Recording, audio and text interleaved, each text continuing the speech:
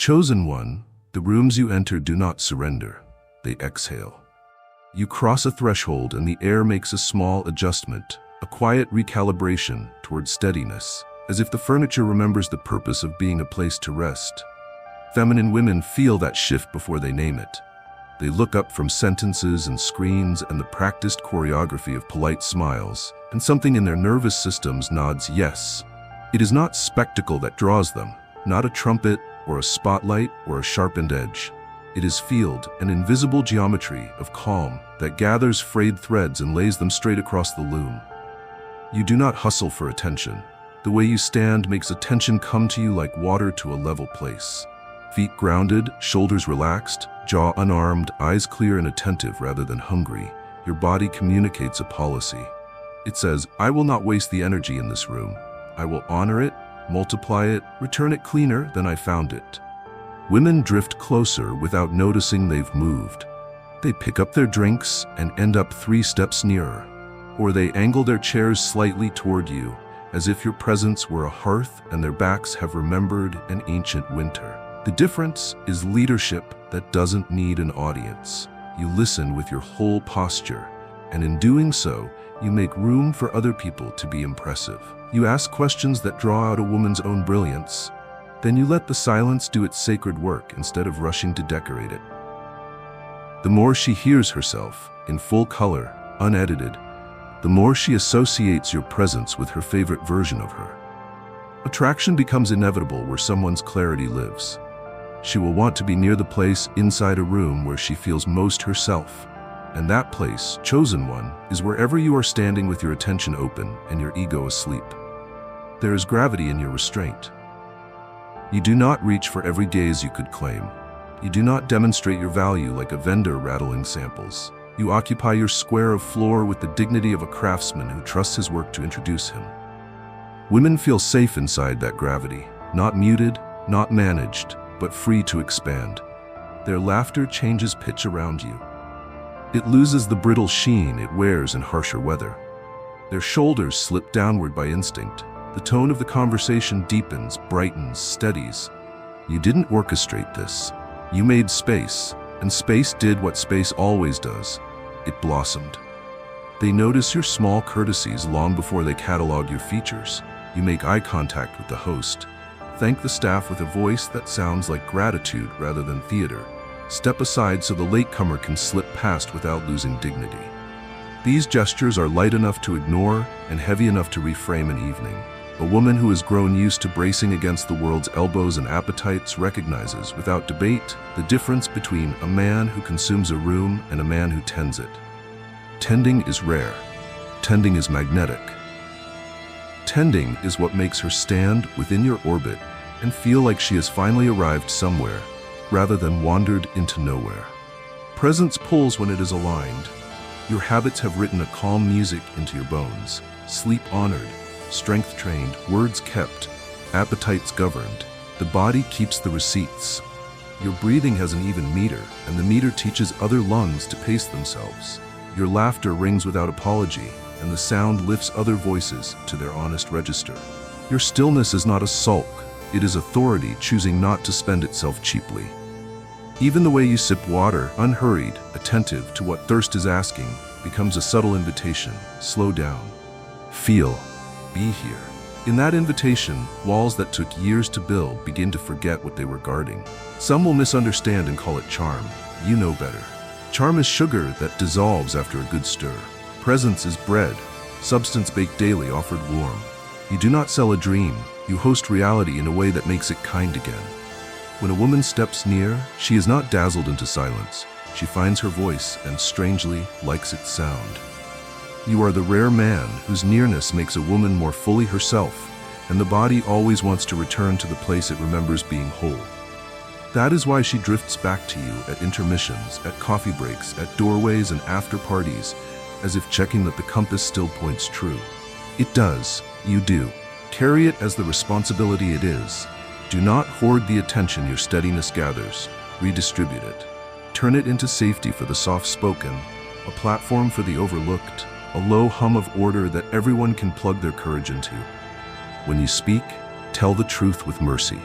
When you rest, Let the room rest with you. When you leave it better than you found it. Women will follow that pattern like travelers follow rivers, again and again, every time. Not because you bewitched them, but because you reminded them what home feels like. There is a mirror in your gaze, chosen one, and it refuses to lie. A woman stands near you, expecting the usual transaction, a quick scan, a silent ranking, a smile calibrated to persuade. Instead, she meets a witness. Your attention does not slice her into parts to be appraised. It gathers her into a single, living portrait. The relief is physical. Muscles that learn to perform begin to forget their choreography. Her hand stops adjusting her hair. Her voice drops into its natural key. She becomes, for a few minutes, the woman she is when no one is keeping score, and she recognizes the unspectacular miracle. Around you, she feels more beautiful, not because you have told her she is, but because you have made dishonesty unnecessary. You do this with the discipline of how you look. Your eyes listen. They do not harvest. They rest where her meaning lives, in the line of thought she is following, in the emotion that softens the corner of her mouth, in the pride that lifts her chin when she names something she built. You are not stingy with admiration. You are precise. That's thoughtful, you say when she is thoughtful. You're brave when she reveals a bruise the world can't see. Compliments land because they are earned, and earned praise is a seed that grows. She catches her reflection later and does not search for flaws. She searches for evidence of the woman you described. She finds her, and the finding changes posture into poise. Your language beautifies without decoration. You don't smother her with adjectives that sound like you have a quota to meet. You ask better questions. What did that feel like when you said yes? What did you have to give up to write that chapter? When did you know you were right? Questions are a form of respect, and respect is the most flattering light any face can stand in. She hears herself answer and discovers, as if by surprise, that depth looks good on her. The blush that rises is not embarrassment. It is color returning to a place that had gone grayscale. Your presence edits the cruel editor in her head, the one that counts pounds and pores, invents rivals, and narrates failure in a loop. You do not argue with that voice. You make it redundant by changing the metric. Around you, the scorecard switches from spectacle to substance. How fully did she mean what she said? How generously did she listen? How honestly did she name the thing that hurts? Beauty under that light is not coy, it is courageous. She stands taller, not to be seen, but because she is seeing. The mirror in your gaze is clean glass, and clean glass teaches faces to trust themselves. You also make beauty easier with the way you handle your own. You don't weaponize your attractiveness by keeping women slightly hungry. You don't dull it with false humility that demands reassurance. You treat your face and form as gifts that carry duties. You are well-groomed because stewardship is attractive. You are well-rested because exhaustion makes people mean. You are strong because strength prevents harm and repairs it when it happens. These choices create a moral climate. In that climate, women can unclench. Unclenched, they glow. And when they glow, they return to the source of the weather that allowed it. There is artistry in the space you keep. You stand close enough to say, I'm here, and far enough to say, you're free. You never make her beauty a hostage to your attention. It blossoms beside you because there is sunlight and soil, not because you hold the stem. When she looks over and finds you already looking, she does not feel caught. She feels seen. There is a difference measured in a breath. Caught tightens, seen softens. Softened, she laughs from her belly, or tilts her head, or tells you the second part of the story, the part she saves for people who won't use it against her. Beauty loves the company of safety. You give it that company. Your laughter polishes the glass, not the loud kind that corrals a room, but the warm kind that affirms a moment. You laugh with her instead of at the world, and the effect is immediate. Cynicism, which makes faces hard, loses its grip. You bring play back to adults who forgot how. A playful woman is a radiant woman, and radiance is not makeup. It is permission. She will want to be near the place where permission lives, not because she becomes invisible there, but because she becomes unmistakable. Even your goodbyes preserve beauty. You don't squeeze the last drop of attention from the interaction like a man afraid of drought. You leave a little on the table, a kindness, a sincere compliment, a promise to continue the conversation another day, and then you step back without pulling. Absence, handled with confidence, is flattering. It says, I trust what we began. It says, I don't need to clutch to keep. Women return to that kind of absence the way a song returns to its chorus, naturally, eagerly, predictably. And if you love a woman, your effect deepens. You do not inflate her beauty like a balloon that pops at the first sharp day. You root it like a tree. You learn her rhythms and create a home where they make sense. You guard the little details she thinks no one notices, how she bites her lip when she's solving something, the way she organizes hope into plans, the quiet that refuels her. Love in your hands is not a mirror, but a window thrown open. She looks out and discovers a kingdom of herself she had only glimpsed, and every breeze through that opening carries your name in its temperature. Steady, warm, clean. So yes, chosen one, they feel more beautiful around you. Not because you cast a spell, but because you break one, the spell that taught them to distrust their own reflection. You are the rare man whose attention is correction, whose nearness is nourishment, whose leaving is not abandonment, but respect. They will seek you out in crowded rooms and quiet corners, at beginnings and endings, in seasons of building and in days of rest. They will gather near the mirror that tells the truth and ask to see themselves again. And you, faithful to your craft, will show them, not by argument, not by flattery, but by the way your presence makes honesty look like light. Chosen one, somewhere between the first hello and the first laugh, something effortless happens around you. Routines loosen their collars, formalities take off their shoes. The room forgets its own stiffness and remembers that life, when held correctly, bounces. You do not force this, you allow it. Playfulness is not a trick you deploy, it is a climate you keep. Feminine women who have been taught by a serious world to ration their joy find in your presence a permission slip, signed in calm ink, that says, you may be delighted now. It begins with attention tuned like a musician's ear. You hear the rhythm under words, catch the comic turn hiding in an ordinary detail, and flick it gently into the open where it can sparkle without making anyone small. Your humor is never a knife. It is a soft toss that anyone can catch, a return that makes the shyest voice an accomplice. She teases you and you let it land with a grin that says, yes, and? You add, never at her expense, always at the expense of the day's stiffness. Even your timing refuses cruelty. You don't interrupt to be clever. You arrive inside the pause with warmth that lifts the moment back to light.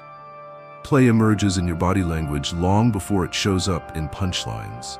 You lean in not to corner, but to collaborate. Your shoulders cue ease. Your hands punctuate stories like gentle percussion. Your eyes hold a glimmer that tells her she's safe to try the bigger swing, the braver joke, the sillier aside. The feminine spirit remembers itself through play, and around you it blooms into motion. An eyebrow that dares, a giggle that graduates into laughter, a hand that draws a little circle in the air to invite your turn. You keep the circle open.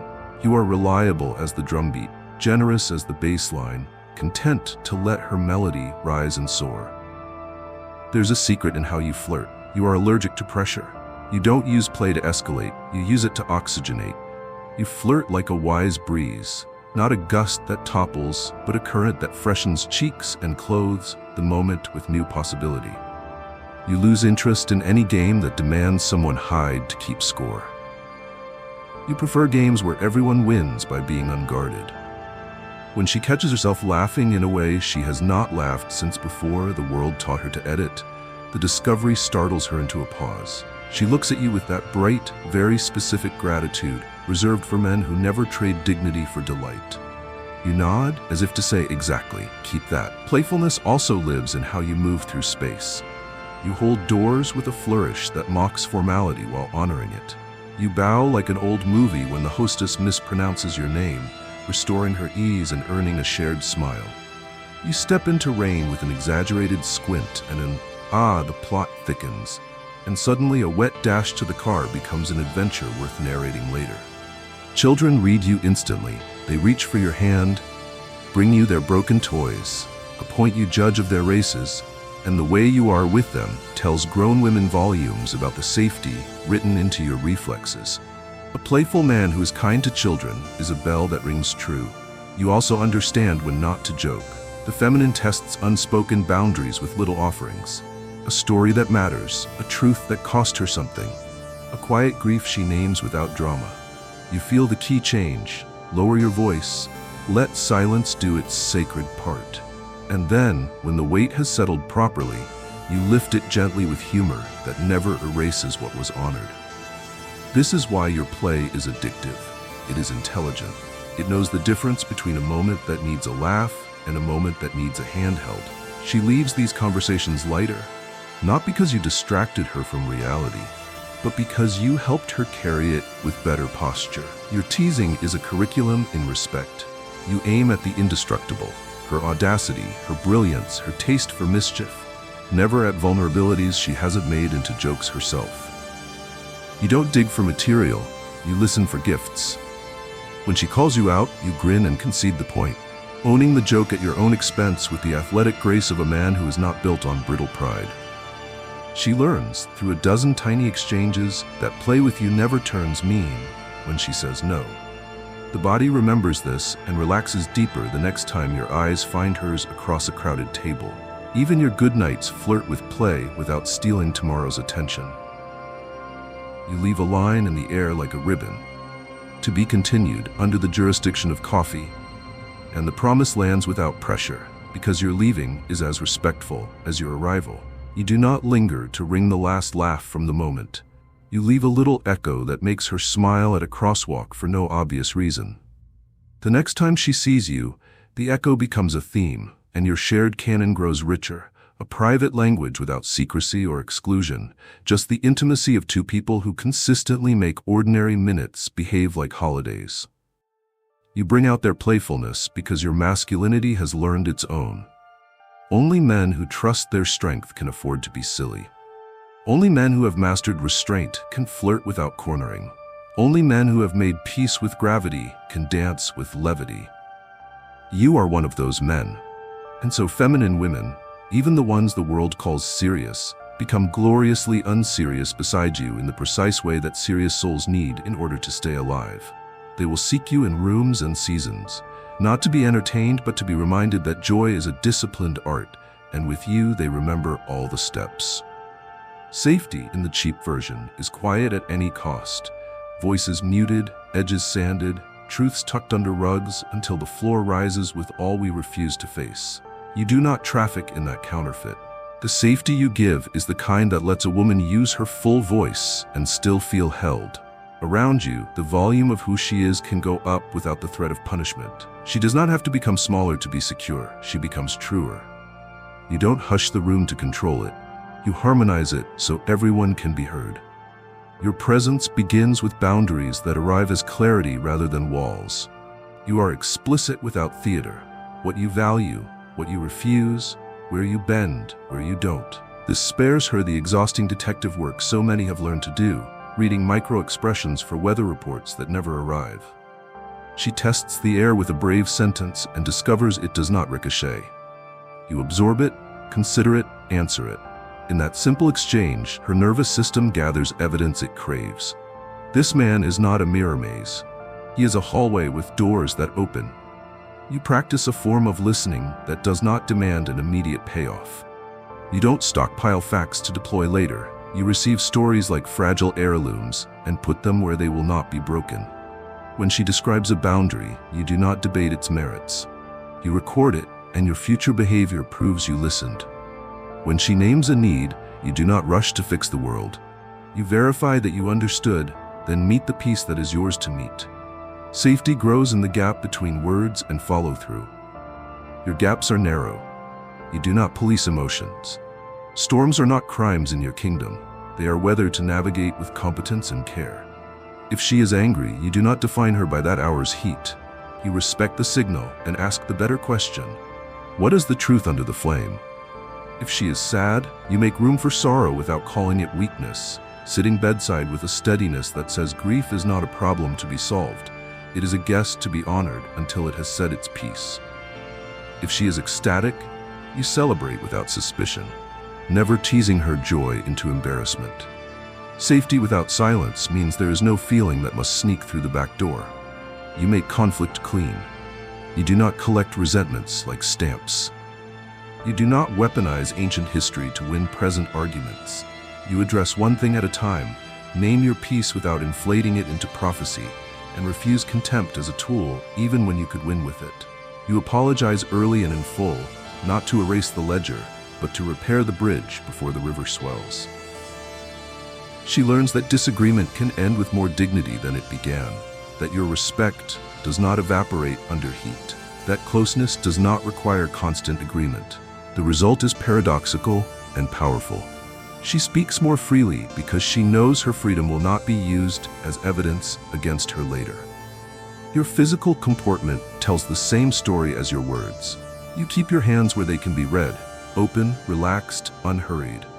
You measure proximity like a gentleman scientist, moving nearer when welcomed, receding when space is asked for, never making her body pay for her honesty. Doorways are places of patience for you. Kitchens are zones of collaboration. Sidewalks are invitations to walk at her pace. The geometry of how you occupy a room makes the room larger. People think safety is an abstract principle until they stand beside someone whose presence turns tight spaces into places to breathe. Leadership, in your care, does not silence the feminine, it shelters it. You set direction without choking spontaneity. You propose plans and include preferences. You make decisions when they are needed and welcome counsel when they would be better. You are not threatened by her expertise, and you do not treat her strength as license to abdicate your own. The dance never becomes a tug-of-war because you both know your steps. She grows louder, not because she must fight for airtime, but because her natural volume is finally acoustically supported. There are rituals that prove your safety daily. You say her name with accuracy and affection, never as a leash. You text when you said you would, not to report in like a suspect, but to keep your word like a man. You show up 5 minutes early and use those minutes to learn the room so she does not spend the first half hour compensating for chaos. You do not make her babysit your mood or solve your schedule. You carry your own weight with the quiet pride of a craftsman who would be embarrassed to drop his end of the table. And when there is harm from the outside, your calm becomes architecture. A stranger crosses a line. You step in with a voice that is low and incontrovertible, the sort of tone that informs the room that adult supervision has arrived. A plan unravels. You triage without theatrics, assign roles, protect confidence. A hard knock comes to her door. You stand beside her while she opens it, a visible statement that she does not face weather alone. Safety without silence is not a slogan for you. It's an infrastructure you build and maintain, invisible until the day it saves the hour. Even your departures safeguard her voice. You do not withdraw affection as a teaching tool. You do not ghost to make a point. If space is needed, you say so like a grown man and specify the when and why. If an ending is necessary, you end with respect, not residue. Truth given cleanly, blessings spoken without poison, closure that does not punish. She may grieve because endings hurt, but she will not be haunted by what you left unsaid. In a world addicted to half communication, your completeness is a rare and healing mercy. This is why feminine women want to be around you every time. Not because you flatten the day into quiet, but because you tune the day to honesty. They do not lose their voices to keep your peace. They find truer voices inside your peace. You make rooms sound better. You make truth less expensive. You make tenderness stronger than fear.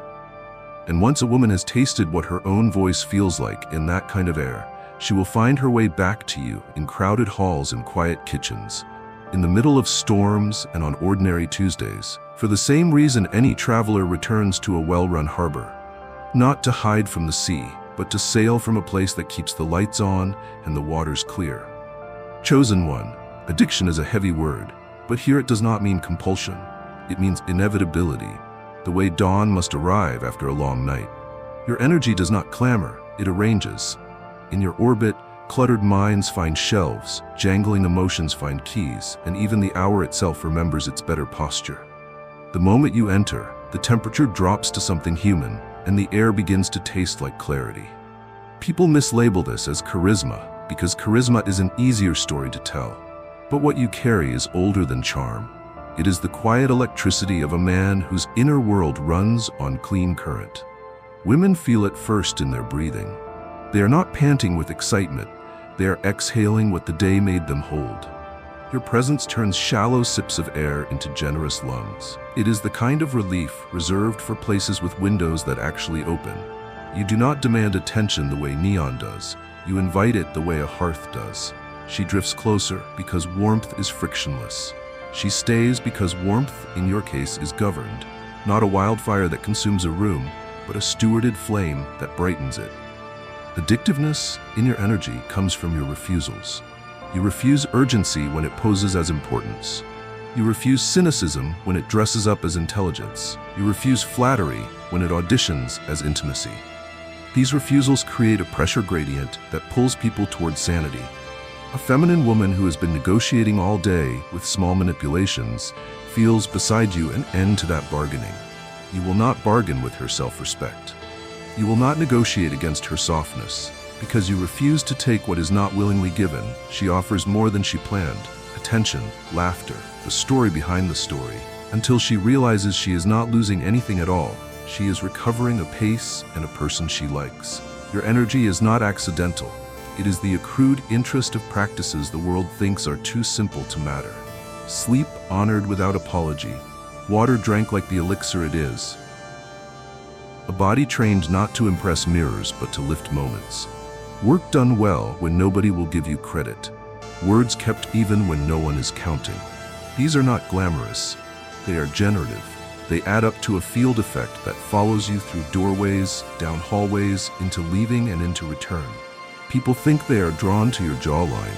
Yes, beauty makes an introduction, but they remain for the reliability of your weather. Predictable storms nourish the ground. Unpredictable sunshine scorches it. You are the rare forecast that lets life plan. You do not hoard the mood you cultivate. You distribute it. Your greetings are specific. Your eye contact is tethered to listening. Your posture communicates plenty of room. A woman near you catches herself trying boldness on like a jacket and noticing it fits. She tells a joke she usually keeps. She shares a risk she has been incubating. She smiles the unpracticed smile that belongs to people who momentarily forget their masks. She returns to you again and again because the return offers more of herself each time. Addiction here means preference reinforced by gratitude. Your energy is not sugar, it is protein. It doesn't spike and crash, it sustains. When a plan collapses, you do not perform despair to harvest comfort. You breathe, ask for the next right move, and make it. When a person attacks, you do not mirror their heat and call it strength. You absorb, deflect, decide, and proceed. When success arrives, your pulse does not race to outpace your worth. You bless the moment and stay level. This stability is not apathy, it is availability. Feminine women recognize that a steady man is a rare resource in a world where everything begs to be the center. They do not worship you for it, they invest in your proximity.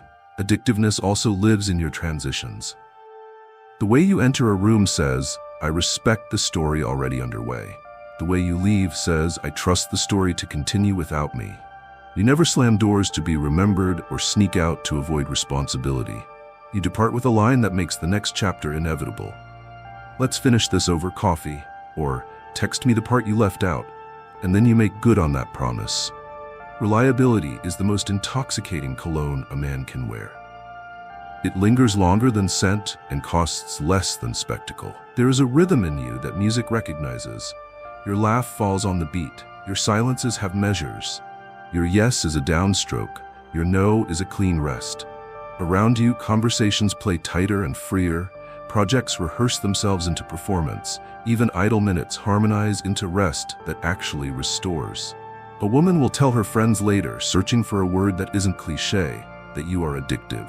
What she means is that the best parts of her day start happening more often where you are. Habits form where goodness repeats. You repeat goodness with embarrassing consistency. If anyone accuses you of being too calm, let them. Still water holds the clearest reflection. Your steadiness is not the absence of fire. It is fire in its rightful place. She knows this instinctively when the moment calls for action and you move with terrifying economy. No flinch, no theater, just competence. The adrenaline dissipates faster under your supervision because you do not feed on it. In the afterglow of emergency, You are the first to return to baseline, and everyone else, including her, uses you as a template. This is the secret of your addictive energy. It leaves people better than it found them. So carry it without apology. Tend it when no one sees. Protect it from cheap uses and cheaper crowds. Share it with generosity and discernment. The right women will find you in rooms like birds find thermals, not because you waved your arms, but because you rose on currents that are real. They will come back to those currents, every time, because rising there never costs them their wings. Attraction is often misnamed as a hunger for a person. More precisely, it is a hunger for a state, a way of feeling that someone's presence unlocks better than solitude does. Feminine women do not orbit you because you're a trophy. They return because your nearness tunes them to a frequency they love in themselves. The craving is not for attention alone, it is for restoration.